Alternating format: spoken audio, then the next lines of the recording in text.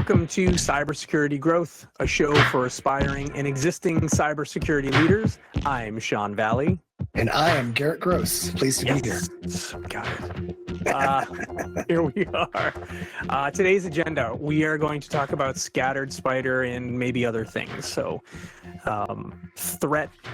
cool threat actor names out in industry, but actually we'll talk about the threats actually behind them and real world attacks. That's kind of today's agenda. We could also talk about the naming of these threat actor groups and how there might be a little bit of a sea change that's happening. Oh, that'd be really exciting. Yeah, that sounds really good. So it's pretty much conversational. Both Garrett and I brought notes and things to chat about, but the goal today is conversation, and we'll get into it in a few minutes. But before we do that, hey, Garrett, curious to learn who you wearing today. So it's funny because I think the last time or the time before that, I had to go back to the archives to find a shirt because I think I'd exhausted all of them. But no fear, I'm headed to Black Hat this year, so I'll get a whole new wardrobe of hacker shirts. But I'm actually wearing a very special shirt today. I'm wearing a shirt from the Wall of Sheep, which is, it's been a thing in DEF CON for as long as I've been going to DEF CON, but it's now part of the Packet Hacking Village, which is a way to go and learn about network exploits and things of that nature. And what is the Wall of Sheep, you might ask yourself? Well, the Wall of Sheep is kind of like a scoreboard, but not the scoreboard that you want to be on. It's for winners. It's the scoreboard that does not contain the winners. That is correct. So if you are on the Wall of Sheep, that means, or your device is on the Wall of Sheep is probably more appropriate. It means that you have brought an unsecure device to DEF CON and someone has owned it. I remember the first time I heard about it when I was, by the way, I've never actually walked through the doors of DEF CON. Got to make sure I say that out loud. But I've known about it, and I just remember hearing for the first time this Wall of Sheep. And I'm going to date it to maybe, Garrett, would 2014 be reasonable that's probably, it existed then and probably prior to that? Oh, yeah, for sure. Yeah. So the Wall of Sheep that I understood when I learned about it was, again, like this giant monitor wall, which shows the names of Facebook accounts that have been exposed, and your details, your creds, are basically being shown on this wall. And the interesting thing of this was, it's crazy to say, it wasn't that long ago. This was when HTTP was the default for authentication, not HTTPS. Correct. So you type your username and password in, and anyone who understands how to use Wireshark or any type of sniffing software can get your username and password. And that's right. That is how the Wall of Sheep would, as far as I knew, that was the history. And that's when I first learned about it. Like all of these people who logged into Facebook on the Wi-Fi, I'm guessing, they created a little bot and just started throwing the names up there, usernames and passwords, I think.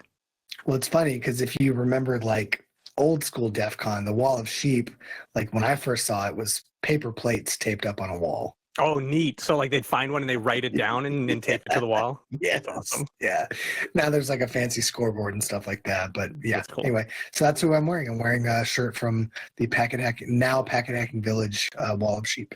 That's so cool. It's fun because I do remember when I first learned about it, and that was probably around the year when HTTPS for default authentication became a very common conversation, because they're, again, Facebook, one of the biggest websites on earth and in the World Wide Web.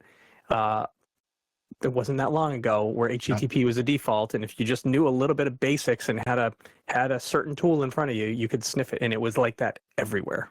Yep. Yeah. Well, as is tradition, I will turn the camera/mic back onto you, and I'll say, Sean, welcome to the Cybersecurity Growth podcast. Who are you wearing?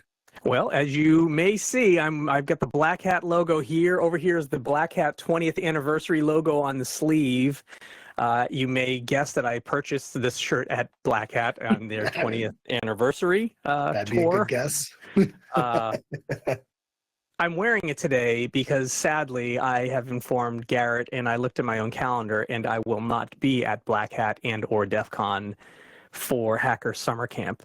Cue the boo, sad sound effects. Boo.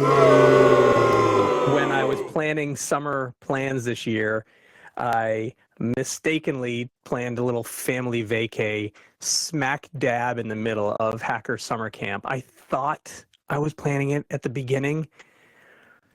Nope. Sean's basic calendar skills were not so great. And you don't argue with the family. Like you've already set a vacation. They're already looking forward to it. Like I actually had to not cancel, but reschedule a summer vacation due to some other family stuff. And let me tell you, that was not fun. Like I didn't do that with capriciousness. It was carefully thought out, like weighing my options of like, will I die in my sleep tonight? Will I be sleeping on the couch? So yes, I totally understand. The die in the sleep would not be of natural causes, even though that's how it would be written up. That's how it would be written up publicly.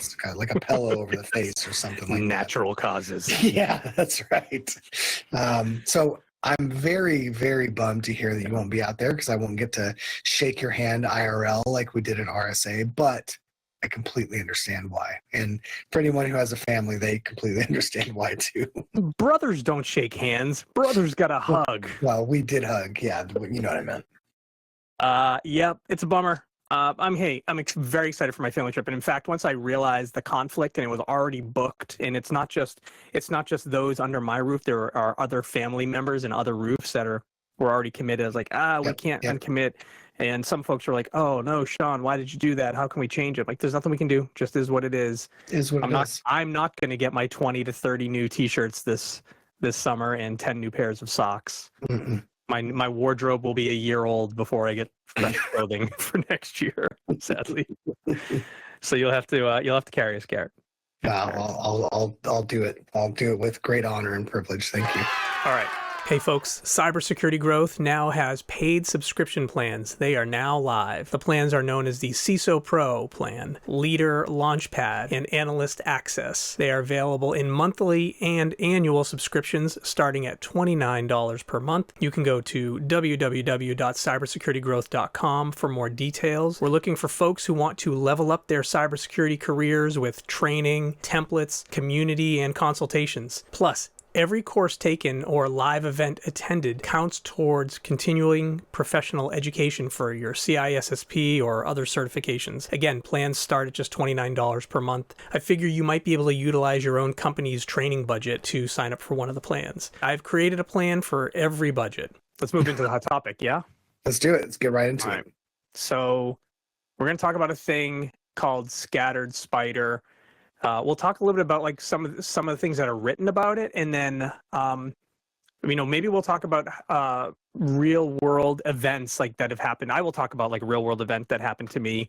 I'll walk through some of the scenario, and obviously I will keep things clean because I don't want to divulge certain details. But Scattered Spider is in the news, and it's been in the news for, as far as I know, as far back as 2022, the words Scattered Spider as some type of a threat actor.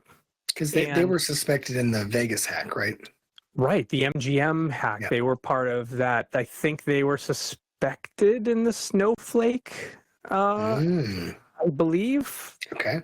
Maybe we'll get into some of these pieces. But yeah, it goes, it's going back a few years. I had my own experience during this window of time with what very much appears to be this group, or very much following the signatures of this group. Mm-hmm. And I guess what's interesting is I had on my own to-do list last week, and it was on my to-do list, Sean, read the updated Scattered Spider report. And it made me think, still talking about it. It's still like, it hasn't gone away. It's still a big deal. And in fact, as of like a week ago, CrowdStrike created a new report, an update on Scattered Spider. So anyways, Garrett, thoughts, intros, things you want to dive into? So we did some initial hunting for some intelligence on this thread just to kind of get briefed on it. Looks like they are native English speakers, so that leads us to believe that they're from the US or UK. Like you said, operating since at least 2022. They've operated under other names that we think, Octopus, Octotempest, Muddled Libra, so some other things. and I definitely want to talk about this naming convention thing briefly, but I'll save that for a sec. It looks like their aim or their gains that they're looking for are purely financial. That's not hacktivism. This isn't anything other than just they're selling initial access. They're stealing data for ransomware, extortion, frequently deploys, ransomware from other groups, like they've, loosely tied together Black Cat or Alpha, Akira, Dragon Force, stuff like that. Here's the last thing that I'll say, just like as an initial brief that I found pretty interesting. They will join their victims' incident response calls. They will threaten staff and brag on other forums about their accomplishments. So they're very, very noisy. They're out there trying to make a name for themselves for sure. Ouch. Yeah. Ouch. Can you imagine that? Imagine that being on an IR call and the threat actor joins. And starts talking trash. He's talking trash. Yeah. You're never going to catch me. Hope you like what I did. Give me my money and stuff like that.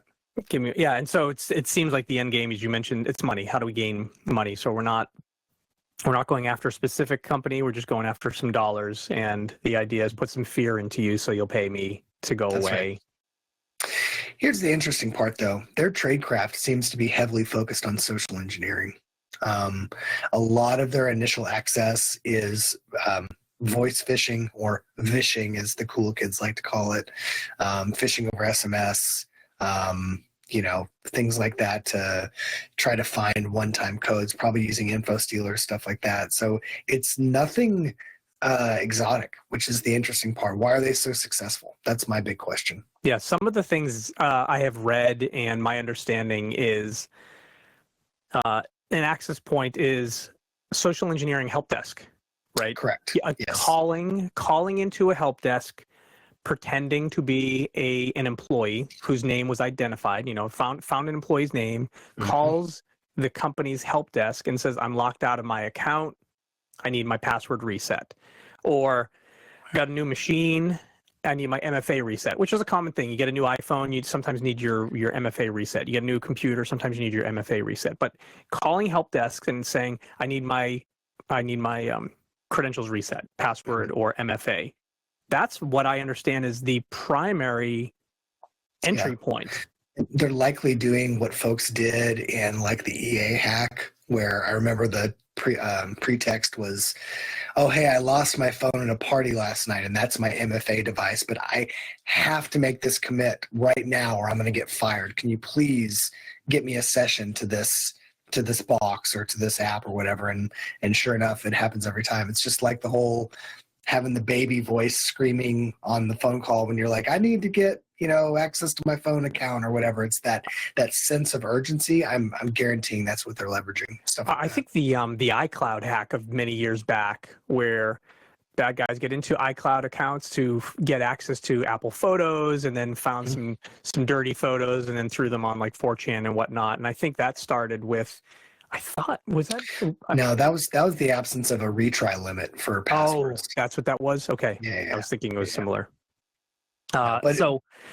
Interesting entry point, because you just call a help desk, you convince your help desk folks. And by the way, if you don't work on a help desk, you don't realize like the goal of a help desk is to whoever your customer is, which is usually other employees of the company, your goal is to delight them. Right. Correct. Your goal, and if you've got a good manager, as quickly as possible. Yeah, as quickly as possible. And your manager's telling you, remember, when you get a ticket in, we're trying to close them quickly. So you want to help them resolve their problem, get the ticket closed. And so they're like, I need password reset. Okay, what's your name? Okay, Charlie Smith. Got it. Found Charlie Smith in the Active Directory. Clicked a certain button in our password reset tool, and boom, you're all set, Charlie. Good to go. And then bad guy who now took over Charlie Smith's account because they got the password reset or they got the MFA reset, then logs in as Charlie and then starts moving into different avenues. Well, and keep in mind, like, we're glossing over a bunch of stuff, but this is probably due to password reuse that makes this a lot easier. Whenever you set up a new ID and you've got your challenge questions, what was the middle school you went to, like choosing very obvious ones of those answers, things you can glean from social media. I mean, it's it's a lot easier than it used to be, for sure, because people put way too much information out there.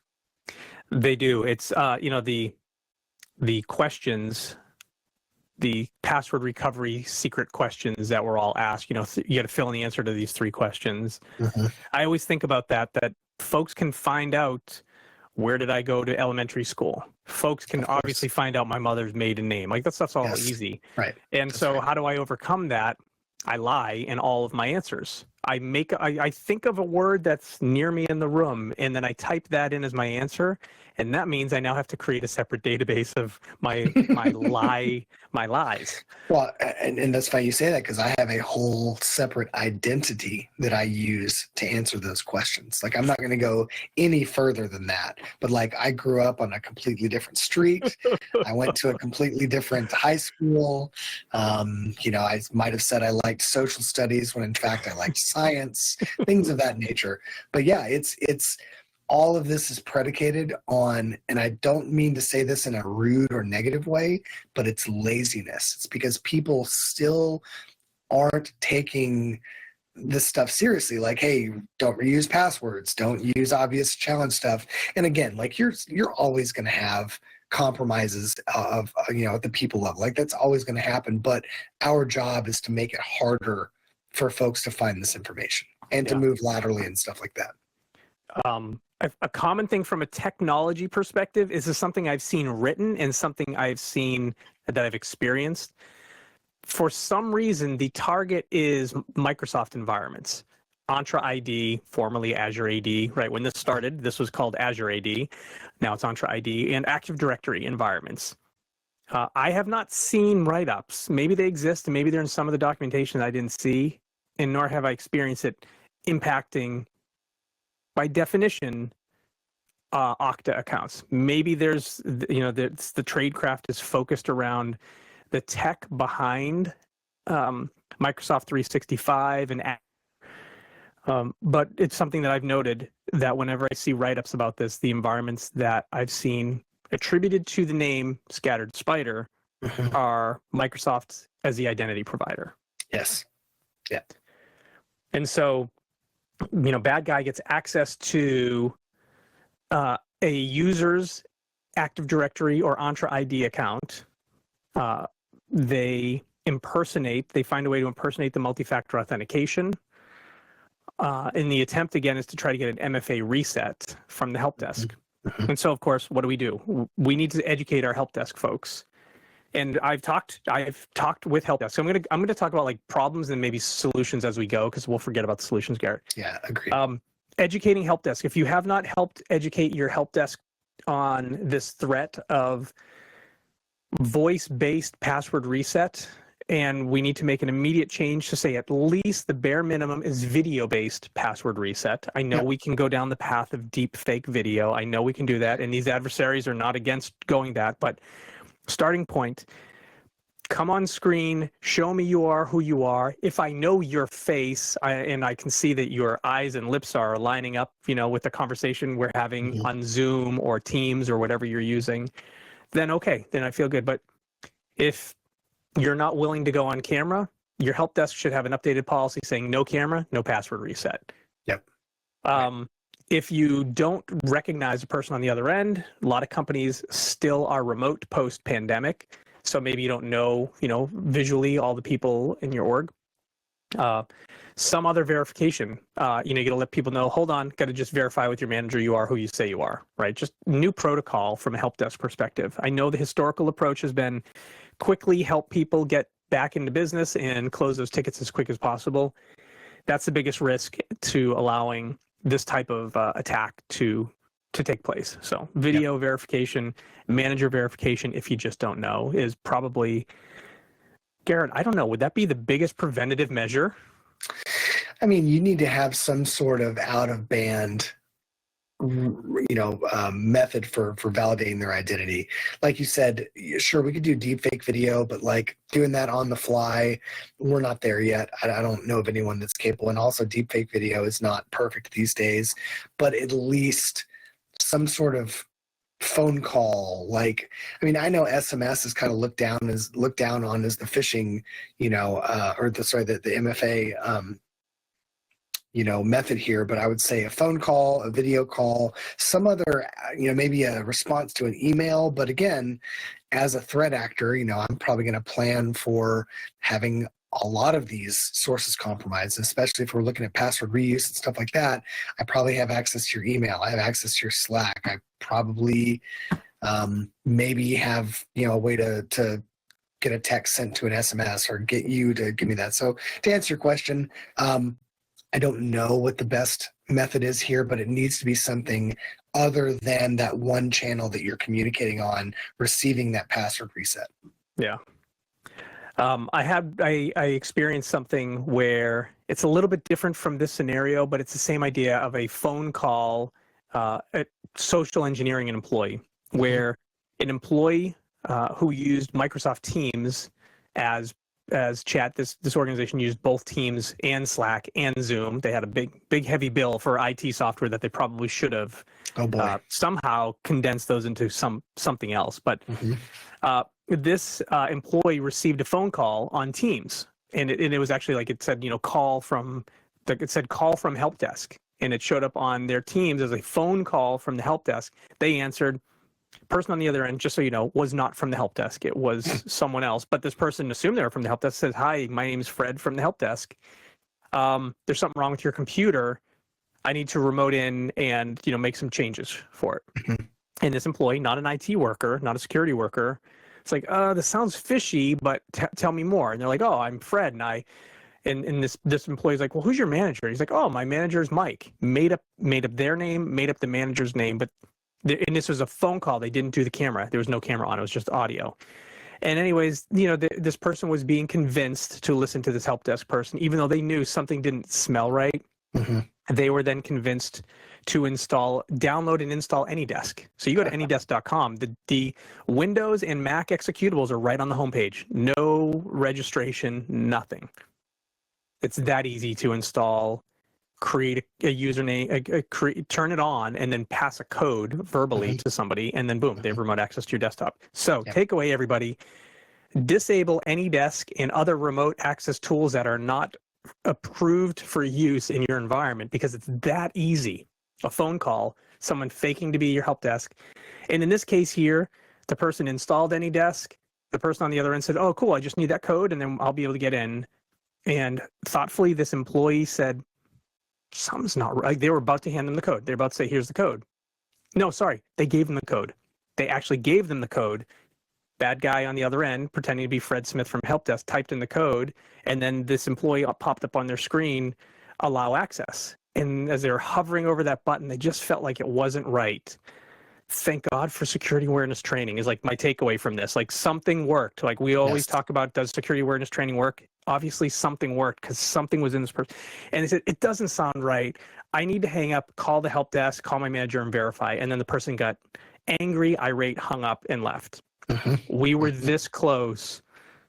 I would argue we had a SEV1 incident because it got that far, but we were close to, catastrophe, right? Yeah, and that's a defensive mechanism on that exactly. Like, okay, let me call you back. And no, not at the number that you give me. Like, I'm going to find the IT help desk number or whatever, and I'm going to contact you. Yeah.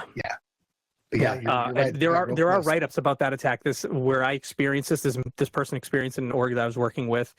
There are write-ups how in I think it was 2023, 2024 of saying this is becoming a prevalent attack, and it was step by step this. So there was a group that was definitely targeting this. Back to, I guess, the scattered spider entry point. They take over credentials. They're targeting a Microsoft environment.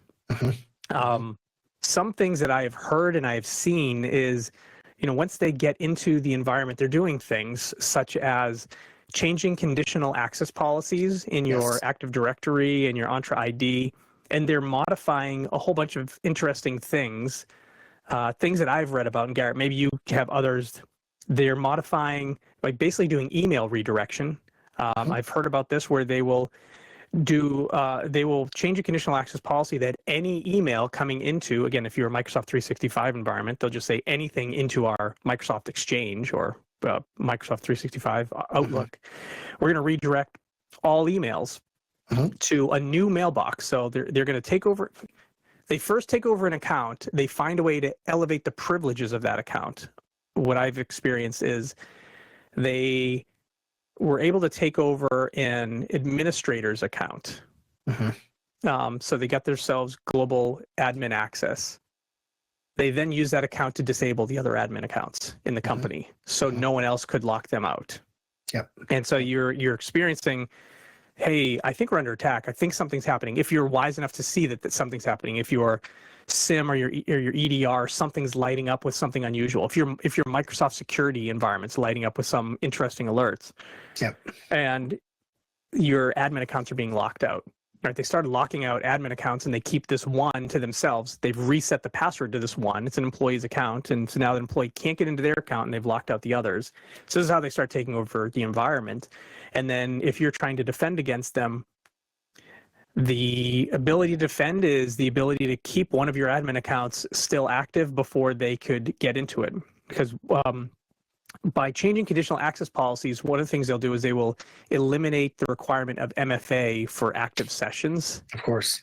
Yeah. So now they can go find sessions of good accounts, hijack those sessions, and again, using password reuse, find other passwords to take over other accounts. Anyways, they start taking over global admin.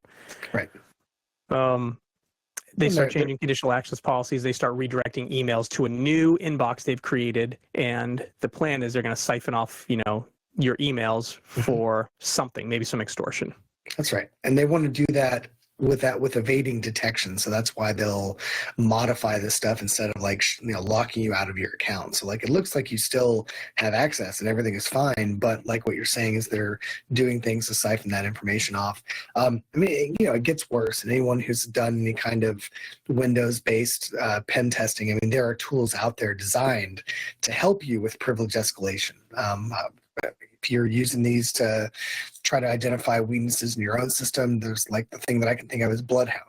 And Bloodhound is now a big product now, but it used to just be this little utility called SharpHound that would go through and map out all the possible privilege escalation paths through your environment. So they'll do stuff like that. They'll do other recon of your Active Directory. They'll use conventional tools like you mentioned, AnyDesk, or my favorite, ngrok, which was the bane of my existence in a past job. But they're using all these tools that are not flagging things necessarily. Unless you're on the lookout for these tools specifically, you're probably not going to notice that they're using them, because I can tell you, I had no idea what ngrok was when I found it in pervasive. Isn't that a tool that often software engineers are using in their development environments? Absolutely. It provides a remote tunnel to, let's say, a database instance or a machine or something like that. I would say it's worse than RDP, because not many people knew about it. And myself included. I don't purport to know everything about everything. So that's just it. They're using things that you might have sanctioned them for other use in the environment. People might be using AnyDesk legitimately, probably not, but might be using AnyDesk legitimately, and that just makes it a lot harder to spot. Yeah. Other things that my understanding, so they're exfilling emails through this account. They're moving them off for whatever purpose to gather data. I've experienced something, and I'm not sure if this gets into some of the write-ups, where they pivot into HR systems and they're looking for who the defenders are in the company. I've heard and I've experienced where they go into an HR system and look up the security team. Absolutely. Who is in the security team? So in some cases, they will actually use an account that's sanctioned to look in the HR system. So they'll take over. They'll look up the VP of HR or the Chief People Officer account, take over that account, and then go into a Workday or an ADP or whatever HRIS is in place, and they search for the security team and they look for the security team members, and then they go out on social media, LinkedIn, and other places to learn, hey, who are my defenders? Who am I up against? That's right. Who's going to put up a fight against me, if anyone? And so they are learning as the as the attackers, they are learning who they're battling against, and that's really interesting. So what that's telling you, I mean, we're talking about all the recon that they're doing on the environment. I mean, they're doing a lot of planning before these attacks, which, I mean, that shows you either they've got a lot of time, they've got a lot of money, or both. So that, I know we're attributing this to Scattered Spider, but, you could easily attribute this to some sort of state-sponsored attack group if they've got this amount of time to do this kind of recon and to, understand through a LinkedIn bio, like what your capabilities are as a defender. Yeah, it makes me wonder just because I see the definitions of, teens to 20s in Western countries. And I question, like, based on more, looking at more additional details, they seem to be more funded than just kids looking for a payday. That's right. That's right. Yeah, so those are some interesting things. Other interesting things. So we're talking about how this is often focused at Microsoft environments, and you're like, oh, good, I'm an Okta environment, or I'm a GCP or an AWS.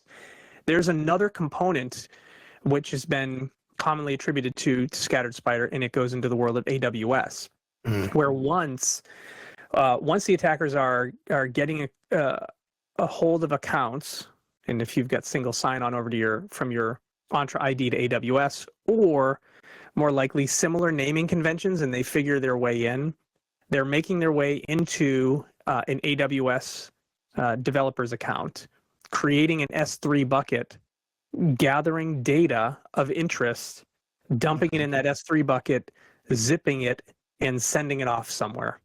Yep. And then before they depart, they are deleting CloudTrail logs. So when us defenders find out something went wrong and we try to do some forensics on it, we have no logs to attribute what was taken, when was taken, and where did it go. Yep. Those are common signs that have been written in Scattered Spider in these reports that we've been reading from Checkpoint, Axonius, and others, and as well as things that we've seen in our own experiences and folks we've worked with. Mm-hmm. Yeah, and again, like, I don't want to speculate on attribution and stuff like that, but, I was just thinking about it these days, all those ransomware groups and all those threat actor groups, they tend to work with each other. I mean, some don't, some have beefs. We've seen that, folks that have beefs with other groups, but, like, I wouldn't put past, and again, we're not getting political here or anything like that, but I'm not going to put it past a other country which might have way more lax laws on, offensive cyber operations, that they might be partnering with these groups of saying, like, well, we're just going to treat them like a defense contractor, and we'll just funnel some money into them and let them do our dirty work. I mean, again, that's highly speculative, but, like, we've seen that stuff before, so I wouldn't put it past these folks also getting money, because we do have not proof, but there's a lot of intelligence that points to them working with some of the other known state-sponsored groups. Yeah, I didn't mention another tech sector that is involved. Right? We mentioned the Microsoft stack. We mentioned they are hitting the Amazon stack. Also the VMware space, right? Something that's been attributed a few times is they'll find their way into organizations' vCenters implementations, VMware vCenter, and they'll spin up unmanaged virtual machines, right? Correct. So they're unmanaged, they're unmonitored, they don't have security controls, they're likely just not seen, and they'll use those as a way to spread ransomware, right? To spread, drop, and spread it across the organization. Drop and spread across the organization. I've also seen reports that one of their tactics is that they will encrypt the entire VMware cluster.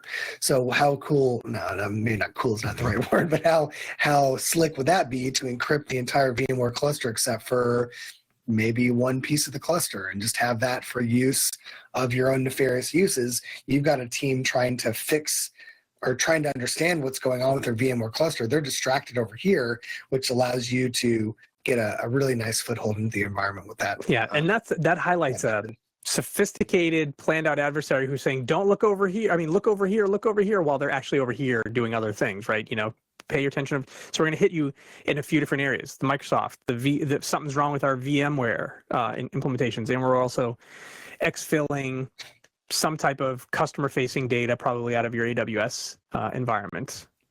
And that's that's lowbrow. Like that's, I don't want to say that's like lesson number one in, offensive security, but like that's pretty known, of some sort of wag the dog type distraction.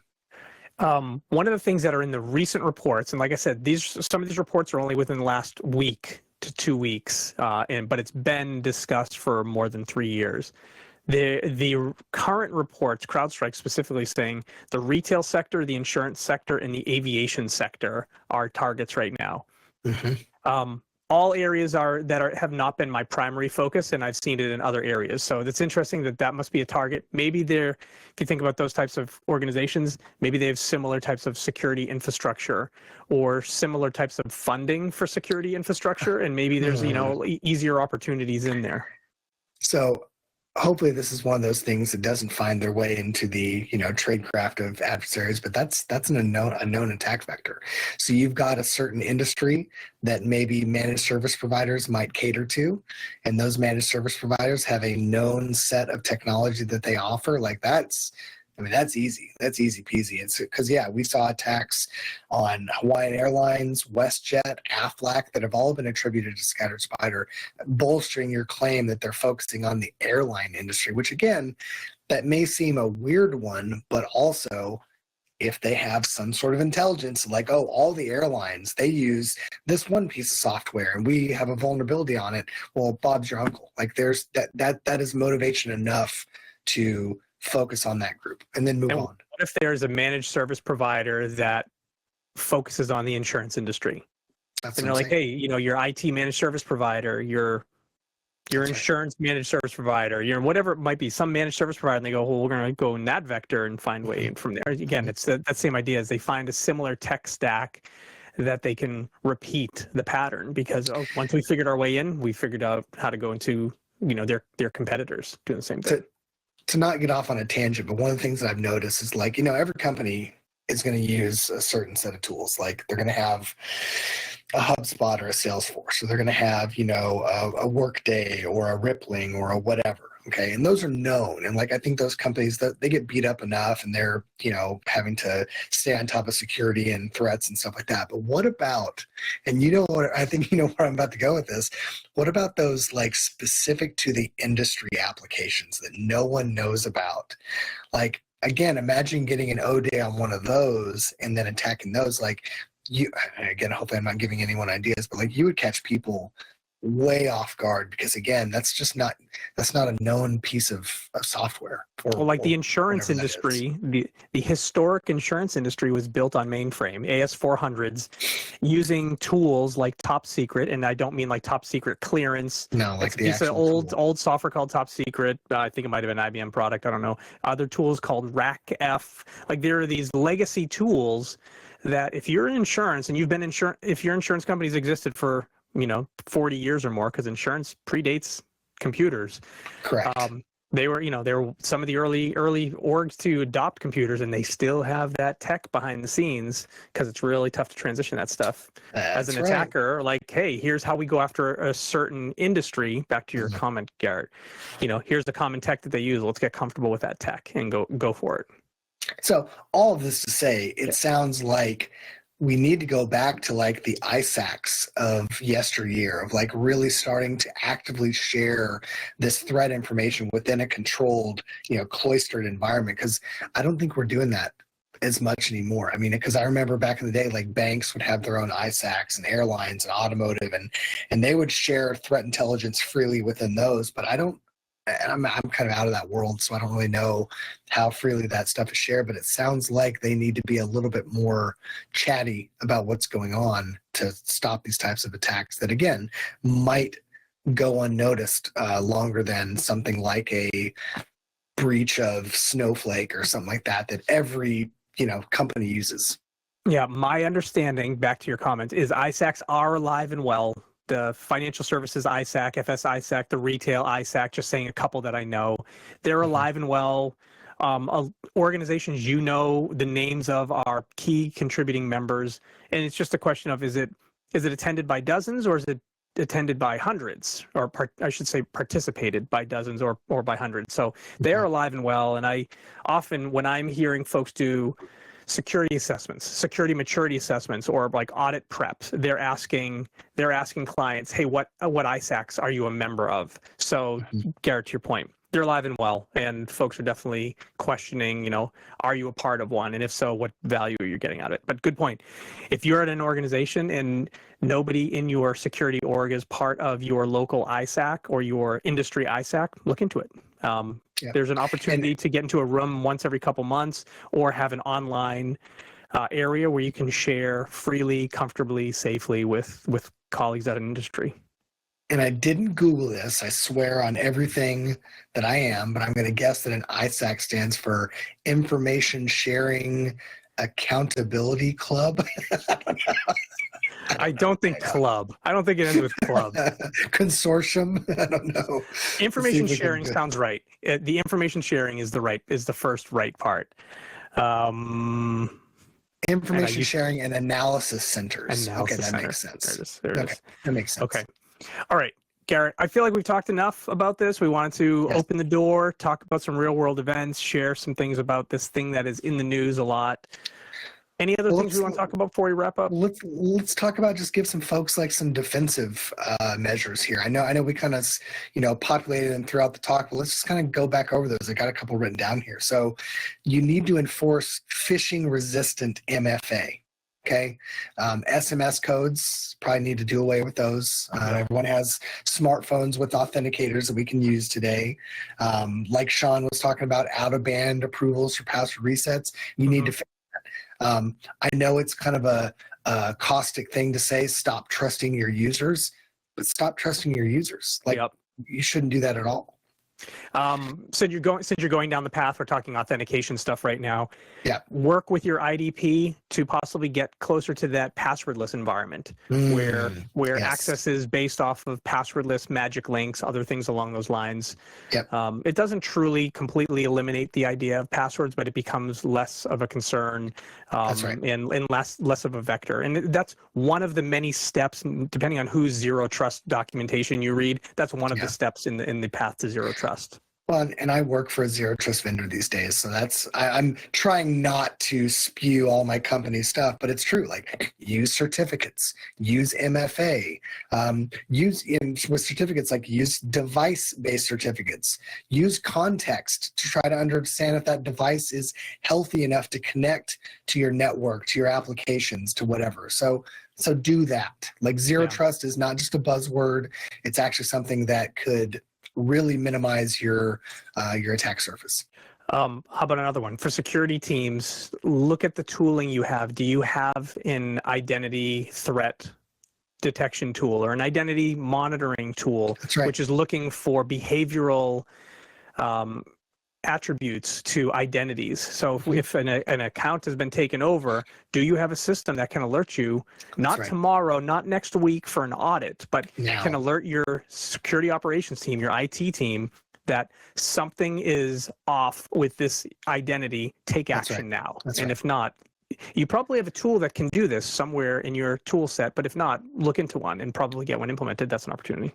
Well, and a lot of people are probably going to, be angry at me for saying this, but like, if you don't have a SIM, go get a free one.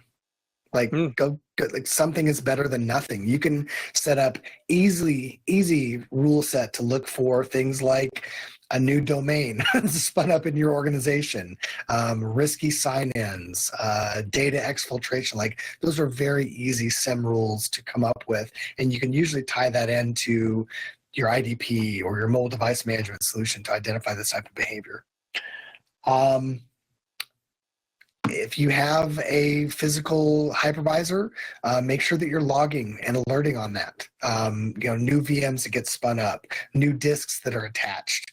You get a remote connection via SSH from a new IP, like stuff like that. Again, highly indicative of some sussy behavior. I really try not to curse on this show, but it almost came out. Sometimes it's tough. Sometimes it's tough. Oh my God, like, block all unsanctioned remote access tools. Just like Sean said, pick one, have a playbook on how it's going to be run and operated, use MFA, obviously, but like everything else is blocked and it is known to be unsanctioned. So if you see someone try to, do an AnyConnect session or, something like that, it's known and it's not allowed. Yeah, if you're using Microsoft 365 as your security monitoring tool, like say you're using Microsoft Defender for endpoint and you're using the Microsoft security tools with your M365, you have your SaaS security tools built into that platform, and you can actually filter to say remote tools and look at the list of remote tools. If none of those are the ones that your IT team supports, just put them all on a block list and make it a request to use the tool. Require that request, a call into the help desk, a help desk ticket to use that tool. And when employees ask for, I want to use AnyDesk or I want to use this other remote access tool, you can say, no, but you can use this approved tool that we have sanctioned. That's right. And the approved sanction tool usually is going to have likely some monitoring behind the scenes to make sure that you're using strong passwords. It's possibly tied to SSO. It's probably got some, you've better have ensured that it's got MFA rules on it. And drawing on my own experience, when that VP of engineering pushes back and says, no, we have to get this release out now, tell him no and have him take it up with the CEO. And here's the deal. If you take it up to the CEO and they accept that risk, well, you've done your job. And not to say that that's what we do in security is we inform and then we just throw our hands up, but you can at least know that you've done all you can to advocate for that kind of stuff. Putting my risk manager hat on for a second, that's the job. The risk manager side is we identify risks, we educate risks, we provide our guidance on risk. Yep. And when if the business looks at you, risk manager, and says, "What do we do?" Well, then you've already given your advice. But if they say your vote is one of many votes here, and we as a company choose to accept the risk, you did your job. You did sleep fine tonight. That's right. Of course, when you're woken up, you won't be, because you're the risk manager, you won't be woken up at 2 a.m. But when your SOC manager is woken up at 2 a.m., that's right. The risk was accepted. And that's when we call the risk manager and we say, all right, time to get up and join the party. Yep, you are part of the response team. No. Last thing I'll say on this, and we've harped on this throughout the talk, security awareness training. Do it often, regularly. Take it seriously. It's a very low cost thing that you can do that, Sean, based on your story about the person hovering over the yes or no, do you want to allow this connection? It works. It worked. I watched it work. So I know we go back and forth in our industry. Is there value in security awareness training? Are people just clicking next, finish? Is there value in it? I have one example of where it worked. And that one example was one click away from catastrophe. That's right. It worked. Hey, viewers and listeners, you asked, we delivered. Introducing the official Cybersecurity Growth merch store, packed with awesome gear inspired by you. From our sleek CSG logo polos to our fan favorite CISO career is soon over tie-dye tees, there's something for everyone. Grab yours today and show your cybersecurity pride with a touch of humor. Visit cybersecuritygrowth.com and click on store, because cybersecurity can be cool and even a little funny. All right, I know we're up on time. We wrap there. Thanks, everybody. Thank you for listening.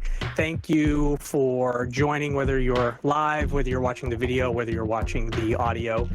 If your company would like to become a sponsor of the Cybersecurity Growth show, just reach out to us at sales@cybersecuritygrowth.com. I'm Sean Valley. I'm the creator of the show and the music here on Cybersecurity Growth. You can visit us at cybersecuritygrowth.com. You can get all the shows at cybersecuritygrowth.com/webcasts. You can find us on all the social locations at Cybersecurity Growth. We are most active on LinkedIn and TikTok.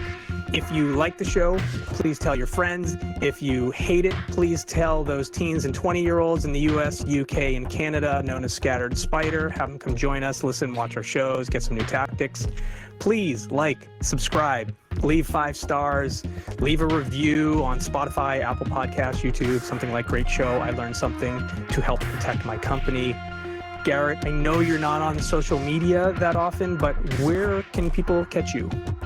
Yeah, a couple of places. You could probably catch me vishing your IT support team, asking for a bypass of MFA to get into your production infrastructure, or in less than a month, you'll be able to catch me roaming the halls of the Black Hat at DEF CON hacker conferences. So catch me there. Just walk around and shout, Garrett, where are you? And I will appear. Vishing. They're vishing for you.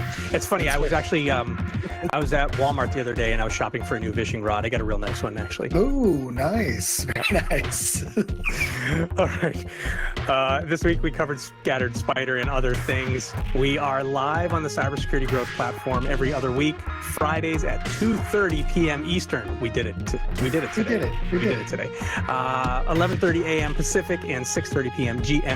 And we're in your pod feeds a few days or weeks or months or quarters later. Thank you all much. Thank you all very much for joining, Garrett. Great hanging out with you, spending time. Time to get back to work. Good to see y'all. Take care. Bye, everybody. Bye-bye.